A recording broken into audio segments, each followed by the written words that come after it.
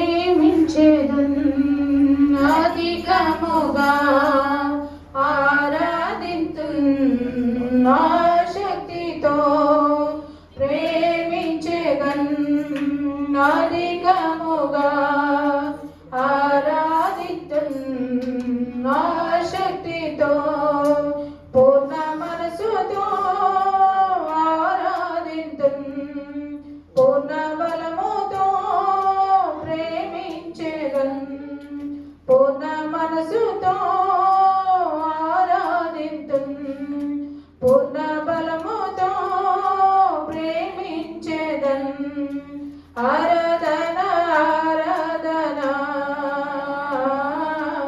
ఆరాధన ఆరాధన ఆరాధన ఆరాధన ఆరాధన. ప్రార్థన చేసుకుందాం. మహాకృపా ప్రేమ గల మా దగ్గర తండ్రి, నీ నామములకు వేలాది స్తోత్రములు నాయనా.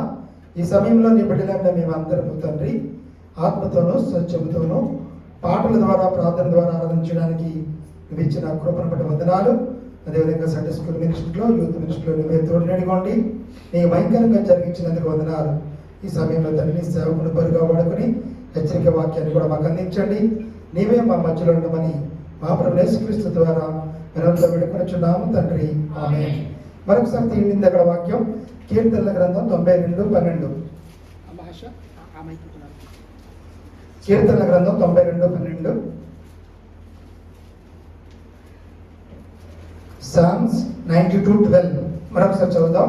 సామ్స్ 92:12 కీర్తన గ్రంథం 92:12 నీతిమంతులు ఖర్జూర వృక్షము వలె మొవ్వు వేయుదురు, లెబానోను మీది దేవదారు వృక్షము వలె వారు ఎదుగుదురు. ఓకే, ఇందాక ఈ యొక్క వచనంలో మనం ఇందాక ఏం జ్ఞానం చేసాం? నీతిమంతులు అనే పదాన్ని జ్ఞానం చేసాం. కాబట్టి దేవుడు నీతిమంతులు కనుక మనం అందరం నీతిమంతులుగా ఉండాలనే జ్ఞానం చేసాం. నీతిమంతులు ఆయన స్తుతించి ఆరాధించే వారిగా ఉంటారనే జ్ఞానం చేసాం. ఈ లోకంలో ఏ ఒక్కడు కూడా నీతిమంతులు లేడని చెప్పుకున్నాం. నీతిమంతులుగా మార్చబడాలంటే యేసు నామంలో రక్షణ ద్వారా నీతిమంతులుగా మార్చబడగలం. అలాగే నీతిమంతులుగా మార్చబడిన బిడ్డలు యేసు నామంలో స్వస్థత పొందుకుంటారు. శారీరక, మానసిక, ఆత్మీయ స్వస్థత పొందుకుంటారు. యేసు నామంలో బలం పొందుకుంటారు. యేసు నామంలో సురక్షితంగా ఉంటారు. అది ఆరాధన వాక్యం చూసాం. ఇప్పుడు రెండో పదం ఏంటి? ఖర్జూర వృక్షము. ఈ ఖర్జూర వృక్షం అనే పదం నుంచి 7 విషయాలు ధ్యానం చేద్దాం. అసలు ఖర్జూర వృక్షంతో ఎందుకు పోల్చాడు? నీతిమంతుని ఎలా పోల్చాడంటే, నీతిమంతులు ఖర్జూర వృక్షం వలె మొవ్వ వేయుదురు, లెబనోను మీద దేవదారు వృక్షం అనే వారు ఎదుగుతారట. అంటే నీతిమంతులు ఈ లోకంలో ఏ విధంగా ఎదుగుతాడు, ఏ విధంగా అభివృద్ధి చెందుతారు, ఏ విధంగా వర్ధిల్లుతారు అనే విషయాన్ని మనం జ్ఞాపకం చేసుకుందాం. ఖర్జూర వృక్షము, దీని పల్లో పాడండి. ఇందాక నేను పాడాను కదా.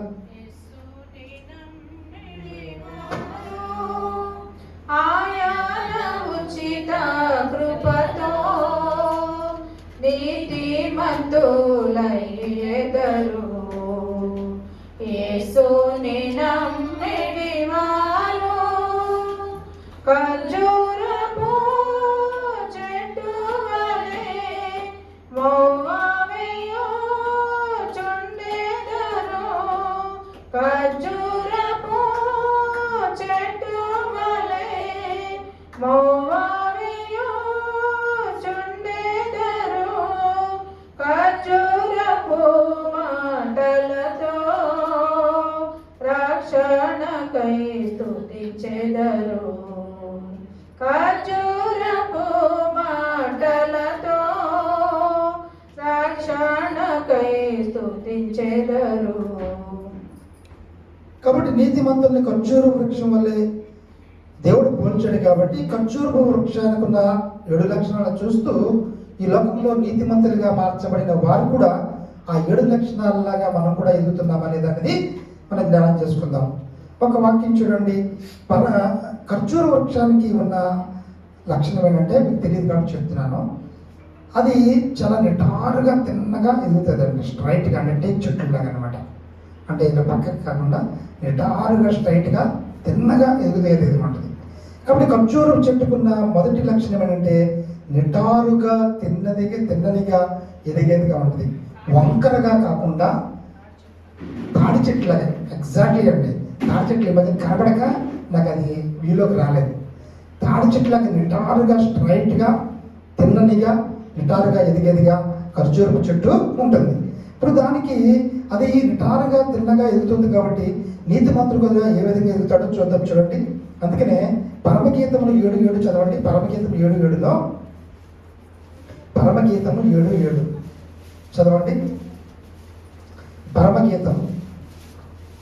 నీవు తాళ వృక్షమంతా తిన్నని దానవు, నీ కుచములు గెలల వలె నున్నవి. కాబట్టి తిన్ననిగా ఎదిగే మొక్క, తిన్నగా ఉండే అది మొక్క. రైట్.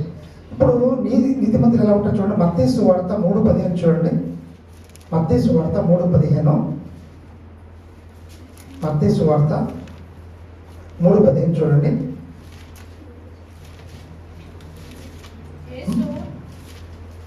యేసు ఇప్పటికి కానిము నీతి యావత్తు ఇలాగ నెరవేర్చుట మనకు తగియున్నదని అతనికి ఉత్తరమిచ్చెను. యేసు ఇప్పటికి కానిము నీతి యావత్తు ఇలాగూ నెరవేర్చుట మనకు తగియున్నదని అతనికి ఉత్తరమిచ్చెను కనుక అతడు అలాగూ కానిచ్చెను. ఏ సందర్భంలో ఈ మాట మాట్లాడాడు అంటే, యేసయ్య కూడా బాప్తిసం తీసుకోవడానికి వచ్చాడు. అర్థమైందా? యేసయ్య ఎవరు? దేవుని కుమారుడు. ఈ లోకమునికి మనుషుడిగా జన్మించాడు. మనుషుడిగా జన్మించినప్పుడు యోహాను దగ్గరికి బాప్తిసం తీసుకోవడానికి వచ్చాడు. ఆయన తీసుకోవడానికి వచ్చినప్పుడు అక్కడ తిరుపుతున్నాడా? అక్కడ కుక్కలు లోపలికి వచ్చినాయి. వచ్చినప్పుడు ఏమైంది, యోహాను గారు భయపడుతున్నాడు ఇవ్వడానికి. ఎందుకంటే యోహాను గారికి దేవుడు బయలుపరిచాడు, ఈ దేవుని కుమారుడనే ఆయనకి తెలుసు కాబట్టి ఆయనకి బాప్తిజం ఇవ్వడానికి భయపడుతున్నాడు.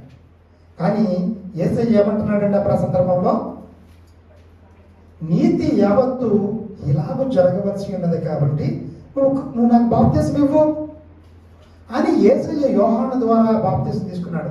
అక్కడ కింద చూడండి 16వ వచనంలో, యేసు బాప్తిజం పొందిన వెంటనే నీళ్ళలో నుండి ఒడ్డునకు వచ్చెను, ఇదిగో ఆకాశం తెరవబడెను, దేవుని ఆత్మ పావురం వలె దిగి తన మీదకి వచ్చుట చూచెను. మరియు ఇదిగో ఈయనే నా ప్రియకుమారుడు, ఈయన యందు నేను ఆనందించుచున్నానని ఒక శబ్దం ఆకాశం నుండి వచ్చాను. కాబట్టి దేవుని కుమారుడే కదా, ఆయన బాప్తిజం తీసుకోకుండా ఉండలే. చాలా మంది బాప్తిజం తీసుకోకపోతే ఏముంది, నా మనసులో దేవుడు అంటే భయభక్తులు కలిగి బాప్తిజం తీసుకున్న వారికంటే నేను నీతిగా ఉన్నాను కదా, చాలా మంచిగా ఉన్నాను కదా, మంచి అలవాట్లు కలిగి ఉన్నాను కదా. కాబట్టి బాప్తిజం తీసుకోకపోతే ఏమిటి అంటే, డెఫినెట్గా రక్షింపబడిన ప్రతి ఒక్కరూ బాప్తిజం తీసుకుంటేనే ఆయన బిడ్డగా మార్చబడతారు. కాబట్టి దేవుని కుమారుడు అయినప్పటికీ ఈ లోకంలో మనుష్య కుమారుడిగా మనందరికీ మాదిరి చూపించడానికి ఆయన యోహాను గారి ద్వారా బాప్తిజం తీసుకుని నీతి యావత్తు ఇలా జరగవలసి ఉన్నదని ఆయన తెలియజేశారు. చాలా మంది బాప్తిజం విషయంలో చాలా నెగ్లెక్టెడ్గా ఉంటారు, అవగాహన లేని వారిగా ఉంటారు. పెళ్లి కోసమే బాప్తిజం, సంఘానికో బాప్తిజం, రక్షింపబడిన వారు బాప్తిజం తీసుకోవాలి. అది రక్షణ ఉన్నా లేకపోయినా బాప్తిజం తీసుకుంటూ ఉంటారు, ఒక ఏది వచ్చినట్టు బాప్తిజం తీసుకుంటూ ఉంటారు. ఇవన్నీ కరెక్ట్ కాదు. నువ్వు రక్షింపబడిన అనుభవం ఉందా, సంఘం అందరి ముందు దేవుడు నా తండ్రి, ఆయన నన్ను రక్షించాడని అందరి ముందు బాప్తిజం తీసుకోవాలి. యేసుని మాదిరికరంగా మనకి చూపించాడు. కాబట్టి నువ్వు నిటారుగా ఎదగాలి అంటే ఏం చేయాలండి, రక్షింపబడిన అనుభవం ఉంటుంది. మరి చాలా మంది రక్షణ లేని వారు కూడా చాలా బాగా ఎదిగిపోతున్నారండి ఈ లోకంలో. ఆర్థికంగా కానీ చాలా ఫలిస్తున్నారు, అన్ని సమృద్ధి కలిగి ఉన్నారంటే వారి వైభవము గడ్డి పువ్వు లాంటి. గడ్డి పువ్వు ఉదయము పుట్టి సాయంకాలానికి ఏమవుతుందంటే వాడిపోతుంది, దాని వైభవము మళ్ళీ అది మంటలోకి వేయబడుతూ ఉంటుంది. ఈ లోకంలో మీరు చూసారేమో, దేవుని నమ్మిన బిడ్డలు స్థిరముగా మరి వారి అభివృద్ధి చెందే వారి మాట లోక వైభవం అన్నది గడ్డి పువ్వులాగా ఉంటుంది. అందుకని ఇంకొక వాక్యం చూడండి, అపోస్తుల కార్యాలు 2:38 చూడండి. అపోస్తుల కార్యాలు 2:38, అపోస్తుల కార్యాలు 2:38లో యాక్ట్స్ 2:38,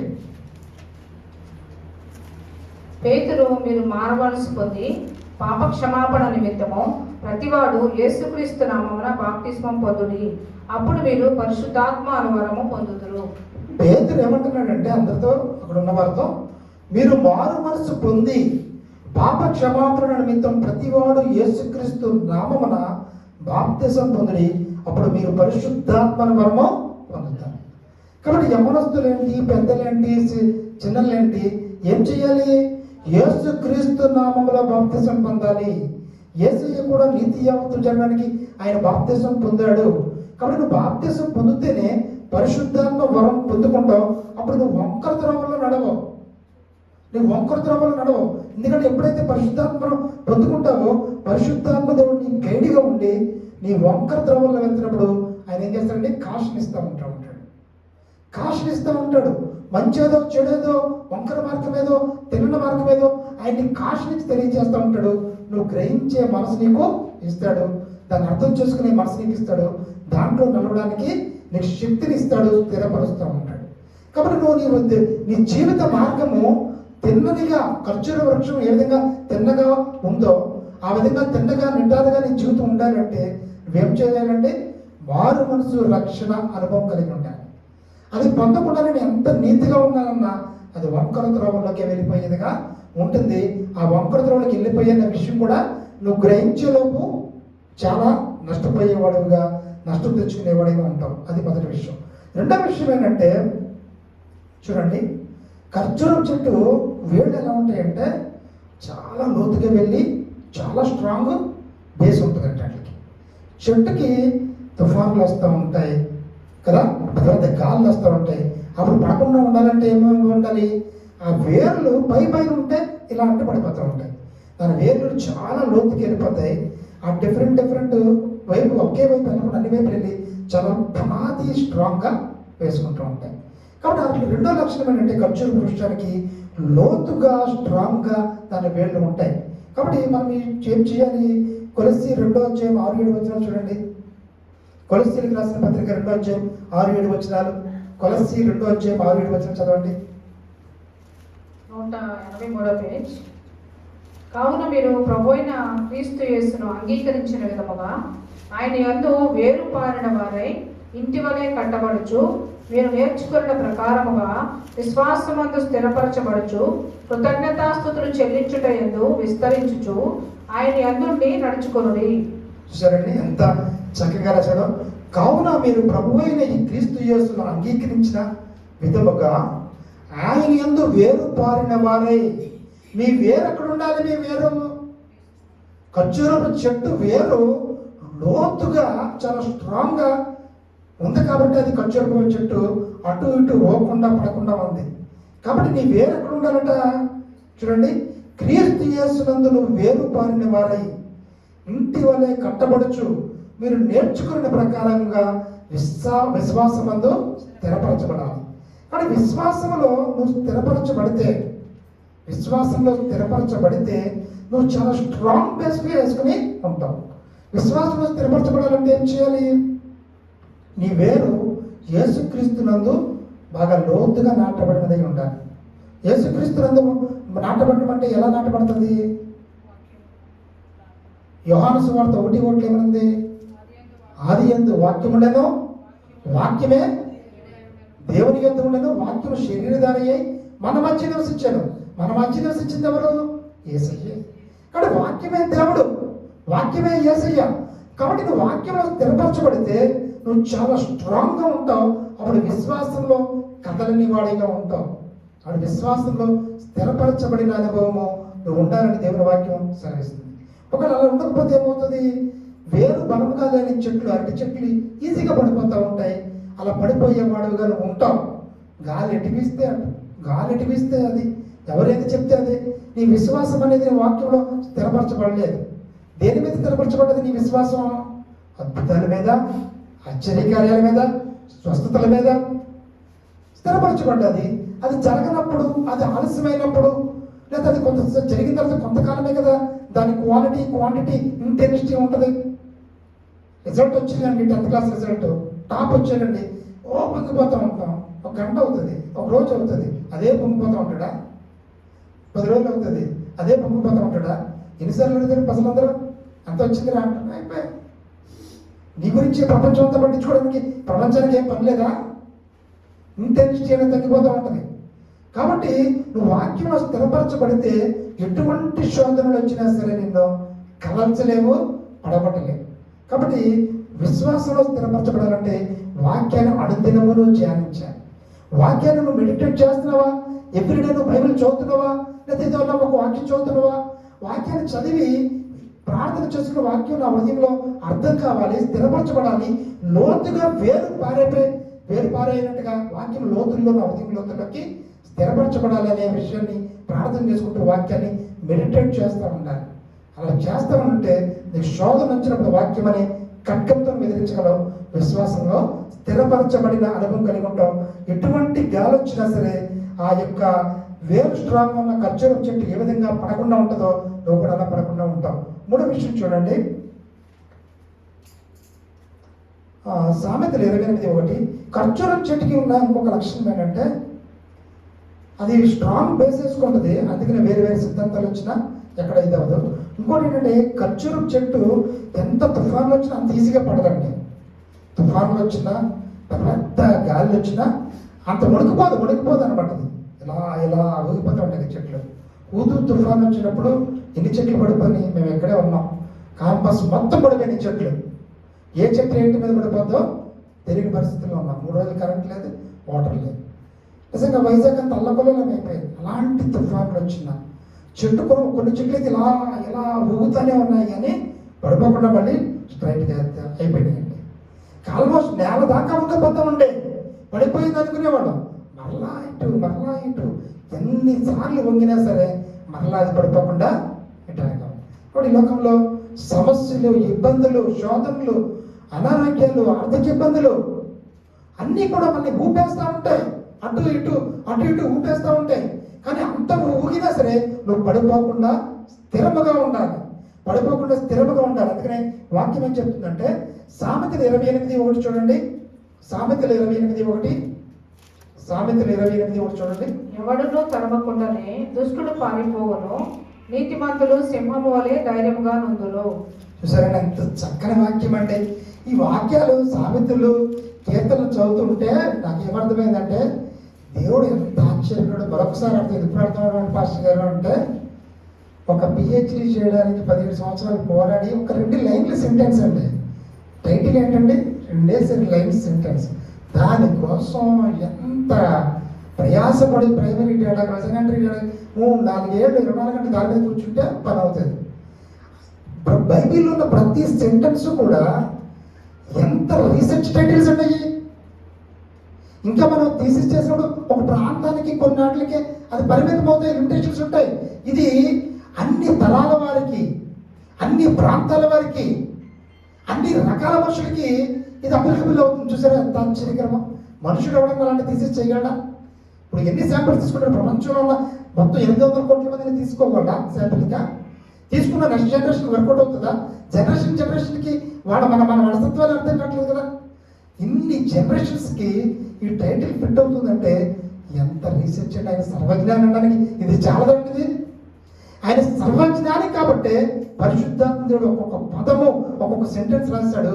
దీంట్లో ఈ లోకంలో ఉన్న జ్ఞానులందరూ, రీసెర్చ్ స్కాలర్స్ కూడా ఈ ఒక్క సెంటెన్స్ రాయలేరండి. అన్ని శాంపిల్స్ తీసుకోలేరు వాళ్ళు. తీసుకున్న రాంగ్ ఇంటర్ప్రిట్ చేస్తారండి. పరిశుద్ధాత్మ దేవుడు సర్వజ్ఞాని కాబట్టి ఒక్కొక్క సెంటెన్స్ రాయించినట్టే అన్ని తరముల వారికి కూడా అది అప్లికబుల్ అవుతుంది. ఎంత ఆశ్చర్యకరం అండి. దేవుడు ఎంతగా అర్థం చేసుకోవాలి. అందుకనే చూడండి, నీతిమంతులు ఎలా ఉంటారట? సింహం వల్లే గర్జించే వారిగా ఉంటారు, ధైర్యంగా ఉంటారు. ఇలా వణికిపోయేవారుగా ఉండరు. సమస్యలు వచ్చినప్పుడు సింహం ఎలా నిలబడుతుందో అలా నిలబడతా ఉంటారు. పిల్లలు కొటేషన్లు వేస్తున్నారు. సింహం ఎలా వస్తుందంట? సింగిల్గా వస్తుంది. అంటే నిటారుగా సమస్యలు వచ్చినప్పుడు సింగిల్గా ఎదుర్కొనే శక్తి ఉండాలి మనకి. ఎప్పుడు సింగిల్గా ఎదుర్కొంటావు? నువ్వు దేవునిలో నీ పునాది స్ట్రాంగ్గా ఉన్నప్పుడు సింగిల్గా ఎదుర్కొంటావు. లేకపోతే నీ వెనకాల ఎన్ని గుంపులుగా వచ్చినా నువ్వు ఎదుర్కోలేవు. భయపడిపోతూ ఉంటావు, వణికిపోతూ ఉంటావు, వేరే వాడిని ముందు పెట్టి వెనక్కి వెళ్తావు. అక్కడ నువ్వు కూడా శోధనలో ఇది అయిపోతావు. కాబట్టి ఈరోజున దేవుడు మూడో విషయం ఏం చెప్తున్నాడంటే, అనేకమైన శోధనలు నేను అటు ఇటు ఊపేస్తూ ఉంటాయి. కానీ పడిపోకుండా నువ్వు స్థిరముగా ఉండాలంటే నీతిమంతుడు సింహం వలె ధైర్యంగా ఉంటాడు.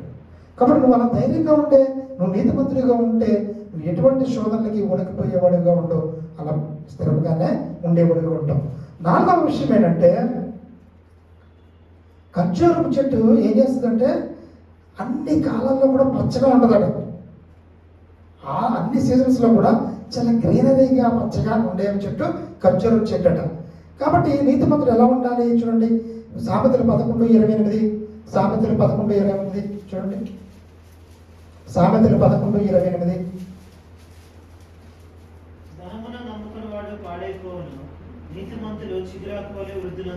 అది ఈ ఖర్జూరం చెట్టు అన్ని కాలాల్లో పచ్చగా ఉన్నట్టే నీతిమంతుడు ఎలా ఉంటాడు బ్రదర్? మనం చదవండి.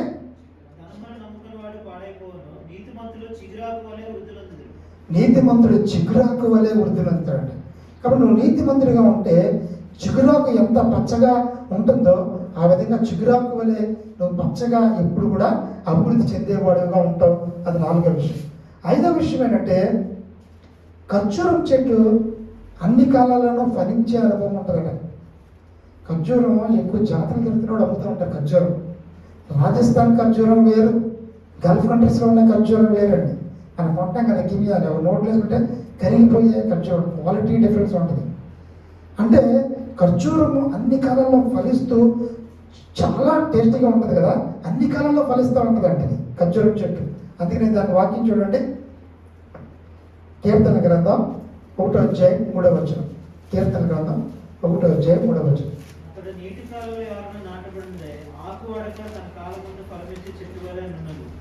కాబట్టి ఖర్జూరం చెట్టు అన్ని కాలాల్లో ఏ విధంగా అది ఫలాన్ని ఇస్తా ఉంటుందో నీతిమంతుడు కూడా ఏం చేస్తాడండి? చదవండి బ్రదర్ మళ్ళీ. అతడు నీటి కాలువ ఎవరిన నాటబడినదై ఆకువాడక తన కాలమందు ఫలమిచ్చే చెట్టు వలె ఉండెను. అతడు చేయనిదంతయో సఫలం. కాబట్టి ఖర్జూరం చెట్టు ఏ విధంగా ఫలిస్తూ ఉంటుందో నీతిమంతుడు కూడా వాక్యం అనే చోట నాటబడి ఎప్పుడు కూడా ఫలమిచ్చేవాడుగా ఉంటాడు. అతను చేసే పని అంతా కూడా సఫలమవుతూ ఉంటుంది. ఎందుకు సఫలమవుతూ ఉంటుందంటే దేవుడే సమస్తమును సమకూరుస్తూ ఉంటాడు. మనం ఏం చేయలేము కానీ దేవుడు అన్ని పనులు చక్కబెట్టేసేసి నీకు అలా నోట్లో అట్టి పనులు వచ్చి నోట్లో పెట్టినట్టు చేస్తూ ఉంటాడు. దేవుడే సమస్తమును సమకూర్చి నీకు జరిగిస్తూ ఉంటాడు. అతను చేయనిదంతలు సఫలమగును, నీతిమంతుడు తగిన కాలమందు ఫలమిచ్చేవాడిగా ఉన్నాడు. ఖర్జూరం చెట్టు ఏ విధంగా ఫలమిస్తుందో మనం కూడా అలా ఫలమిచ్చే వారంగా ఉంటాం. ఇంకొకటి చూడండి, ఆరోది ఖర్జూరం చెట్టుకున్నది ఇంకోటి ఏంటంటే చాలా మధురంగా ఉంటుందంట. మనం తినేది కొంచెం ఎర్రగా ఉంటుంది చూడండి ఖర్జూరం, అది కాకుండా బ్లాక్ కిమీస్ ఉంటాయి కదా, చాలా టేస్ట్గా ఉంటుంది. ఒరిజినల్ క్వాలిటీ మనకు వస్తుందో లేదో తెలియదు, చాలా మధురంగా తీయగా ఉంటుందట. తీపిదనం దేనికి గుర్తు అంటే సంతోషానికి. ఎవరికన్నా పాస్ అయ్యి సంతోషంగా ఉంటే స్వీట్సే కదా పంచుతూ ఉంటారు. తీపికి సింబాలిక్ రిప్రజెంటేషన్ అంటే జాయ్, సంతోషంగా ఉన్నప్పుడు తీపిని తినిపిస్తూ ఉంటారు, సంతోషాన్ని గుర్తు. కాబట్టి ఖర్జూరం చెట్టు మధురమైనది, తీయగా ఉంటుందట. కానీ మన జీవితం ఎలా ఉండాలంటే చూడండి, సామెతలు 29:2, సామెతలు 29:2, సామెతలు 29:2, ప్రొవెర్బ్స్ 29:2, ప్రొవెర్బ్స్ 29:2. నీతిమంతులు ప్రబలినప్పుడు ప్రజలు సంతోషింతురు. నీతిమంతులు ప్రబలినప్పుడు ప్రజలందరూ సంతోషిస్తూ ఉంటారట. చూసారండి, దుర్మార్గులు వచ్చిన ప్రజలంతా అయ్యో అంటూ ఉంటారు. కానీ నీతిమంతులు ప్రబలుతున్నప్పుడు, అభివృద్ధి చెందుతున్నప్పుడు, నీతిమంతులు మన ప్రెజెన్స్లో ఉన్నప్పుడు ప్రజలంతా సంతోషించేవారిగా ఉంటారు. ఎందుకంటే నీతిమంతుడి ద్వారా మనకు ఆశ్చర్యకరమే, నీతిమంతుడి ద్వారా మనకు మేలే, నీతిమంతుడి ద్వారా మనకు నష్టం జరగదు, మేలు జరుగుతుంది. నీతిమంతుడి ద్వారా మనం నేర్చుకుంటాం, మనం కూడా సేఫ్ మోడ్లోకి ఉంటాం, వాళ్ళ ద్వారా ఆదరించబడుతూ ఉంటాం, వాళ్ళ ద్వారా రైట్ పథ్లోకి వెళ్తూ ఉంటాం. నీతిమంతుడు ప్రబలినప్పుడు ప్రజలు సంతోషించే వారిగా ఉంటారు. కాబట్టి మన ద్వారా ప్రజలందరూ సంతోషిస్తున్నారా, బాధపడుతున్నారా మనం గమనించుకోవాలి. నీ ప్రెజెన్స్ ప్రజలందరూ సంతోషించే వారిగా ఉండాలి. మనల్ని చూసి భయపడిపోయేవారిగా, పారిపోయేవారిగా, ఎంత మాత్రం ఉండేవారిగా ఉండకూడదు. మనం చూసి ప్రజలు సంతోషించేవారిగా ఉండాలనే విషయాన్ని దేవుడు సెలవిస్తున్నాడు. ఇంకా చెట్టు చివరిగా చూడండి, ఖర్జూరపు మట్టలతో జయమని కేకలు వేస్తారు. ఎక్కడ వేశారంటే చూడండి, ఖర్జూరపు మట్టలు మనం ఎప్పుడు కట్టాం? మన చర్చిలో కూడా కడుతున్నాం కదా. మట్టల ఆదివారం రోజున అప్పుడు మన మళ్ళీ వస్తుంది మట్టల ఆదివారం, ఈస్టర్ ముందు ఉంటుంది కదా. అప్పుడు జయమని కేకలేస్తూ ఖర్జూరపు మట్టలే కదా పట్టుకుని వాళ్ళందరూ కేకలేస్తున్నారు. మనం కూడా కడతా ఉంటాం. అంటే ఖర్జూరపు మట్టలు దేనికి సంకేతం అంటే జయానికి సింబల్, విక్టరీకి సింబల్. జయము అని యేసుక్రీస్తు గురించి పాటలు పాడుతూ ఆ ఖర్జూరపు మట్టలతో సంతోషంగా వారు వెళ్ళగలిగారు. అందుకని చూడండి, యోహాను సువార్త 12:13, యోహాను సువార్త 12:13, యోహాను సువార్త 12:13 చూడండి.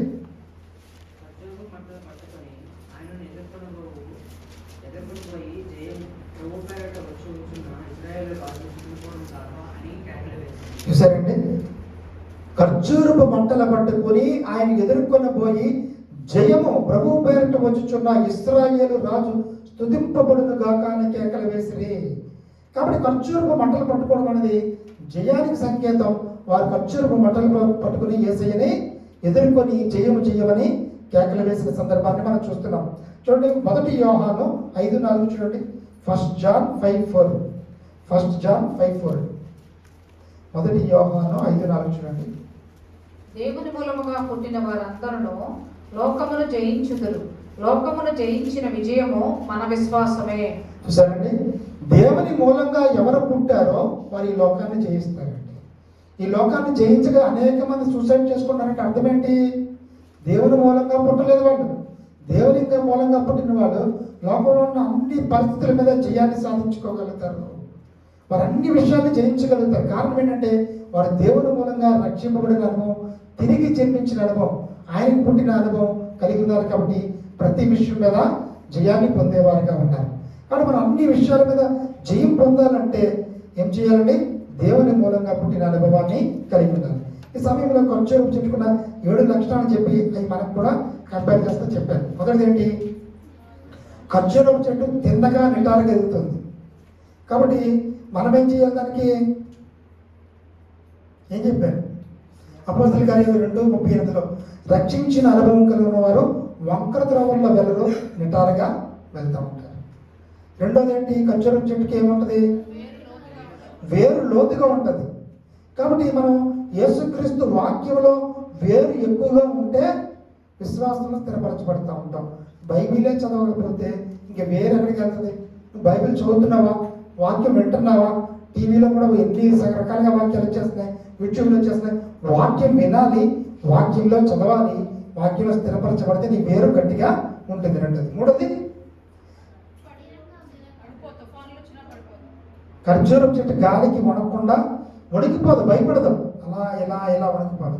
నీతిమంతుడు సింహం వలె ధైర్యంగా ఉంటాడు, వణికిపోకుండా ఉంటాడు. సమస్య వచ్చినప్పుడు ధైర్యంగా ఎదుర్కొంటాడు. 3. 4, నీతిమంతుడు ఖర్జూరం చెట్టు పచ్చగా ఉంటుంది, చిగురాకు వలె. మనం కూడా ఏంటి? దేవుని వాక్యంలో నాటబడితే మనం కూడా చిగురాకు వలె చిగురించే వారంగా ఉంటాం. 5, ఫలించేదిగా ఉంటుంది. మరి మనం తన కాలమందు ఫలమించి చెట్టు వలె ఉండడం చేసిన అంతా సఫలమని చదివాం కదా. ఇక్కడ మనం కూడా ఫలమించే వారంగా మనం చేసిన పనంతా జరగాలంటే, ఫలమించే వారంగా ఉండాలి అంటే, మనం చేసిన పనులన్నీ అవ్వాలంటే మనం కూడా దేవునిలో వాక్యంలో నాటబడాలి అనే విషయాన్ని తెలుసు. నెక్స్ట్, ఖర్జూరపు చెట్టు మధురమైనది, దిగినది. కాబట్టి నీతిమంతులు ప్రబలినప్పుడు ప్రజలు సంతోషించే వారిగా ఉంటారు. సంతోషించే అనుభవం మనకు ఉండాలి అంటే మనం ఏం చేయాలంటే, ఈ ఖర్జూరపు మధురంగా ఉంది కాబట్టి స్వీట్స్ పంచుతాం కాబట్టి మన ప్రెజెన్స్ని ప్రతి ఒక్కరు సంతోషించాలండి. నువ్వు ఎక్కడ ఉంటే అక్కడ మన మాట అవతల సంతోషించాలి, మన ఉంటే అక్కడ సంతోషించాలి. మన మాటలకు భయపడిపోయే వరకు ఉండకూడదు, మన మాటలకు అట్ట అయిపోయే వరకు ఉండకూడదు, క్రిటిసైజ్ అయిపోయే వరకు ఉండకూడదు. కొంతమంది అచ్చంగా క్రిటిసైజమే కదా, కొంతమంది అక్షేసే విధంగా ఉంటారు, అలా ఉండకూడదు. ప్రజలు సంతోషించే వారిగా ఉండాలి. ఇంకా తర్వాత లాస్ట్, జయము. ఖర్జూరపు బట్టలు జయానికి సింబల్ కాబట్టి నీతిమంతులు ఏం చేస్తారంటే, నీతిమంతులు ఎటువంటి శోధనలు వచ్చినా దేవుని మూలంగా పుట్టిన వారు ప్రతి లోకమును జయిస్తారు. లోకాన్ని జయించాలంటే నువ్వు దేవుని మూలంగా పుట్టిన రక్షణ పొందడమే. చాలా మంది రక్షణ పొందడానికి నా యవన కాలం అయిపోయిందని చూద్దాంలే, తర్వాత చూద్దాంలే అనుకుంటారు. వాళ్ళు లోకంలో ఓడిపోతారు, జయం అనేది పొందుకోలేదు. కాబట్టి అటువంటి అనుభవాల్లో మనం అందరం ఉండాలని దేవుని వాక్యం సెలవిస్తుంది. అందుకనే మళ్ళీ ఒక్కసారి మెయిన్ వాక్యం చదవండి. 92:12 నీతిమంతుడు ఖర్జూరపు చెట్టు వలె మగవేదురు, లెబనోను వలె ఎదుగుదురు. కాబట్టి అటువంటి ఆత్మీయ అనుభవాల్లో మనం ఉండాలని సమయంలో ప్రార్థన చేద్దాం. పాస్టర్ గారు ప్రార్థన చేస్తారు.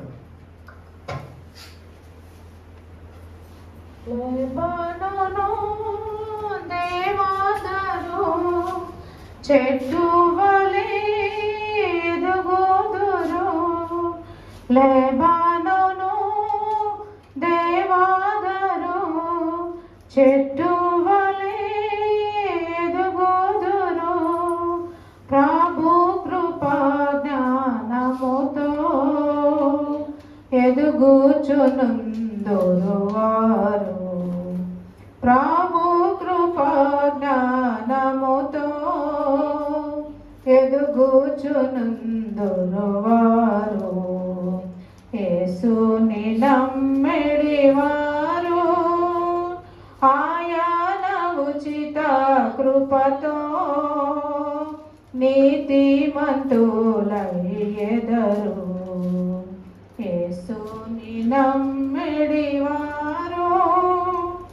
ప్రేమగల మా ప్రిపర్లకు తండ్రి, జీవంగల దేవ, మహిమగల రాజా, మహోన్నతుడా, మీకే వందనాలు.